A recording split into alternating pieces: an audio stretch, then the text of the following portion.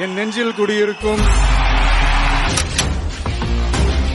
Hi நண்பா, இன்றைக்கி நம்ம என்ன பார்க்க போகிறோம்னா ஒரு கிராமத்தில் நடந்த ஒரு குட்டி ஸ்டோரியை பற்றி தான் பார்க்க போகிறோம். வாங்க கதைக்குள்ளே போகலாம்.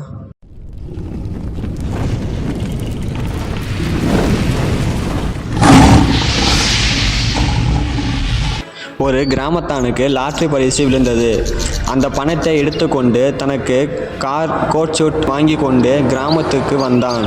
அந்த கிராமத்தில் யாரும் காரை பார்த்ததில்லை. இவர் வருவோர் போவோருக்கெல்லாம் கை அசைத்து கொண்டு சென்றார். அந்த கிராமத்தில் சுற்றி வந்தார்.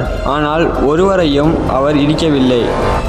ஏன்னா அந்த கார் முன்னாடி 2 குதிரைகளை கட்டி ஓட்டி கொண்டு இருந்தார்.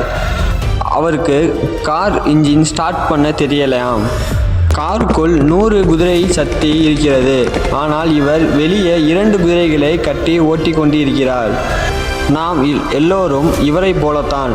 நமக்குள் எவ்வளோ சக்தி இருந்தாலும் நாம் யாரும் அதை பயன்படுத்தாமல் இருக்கின்றோம்.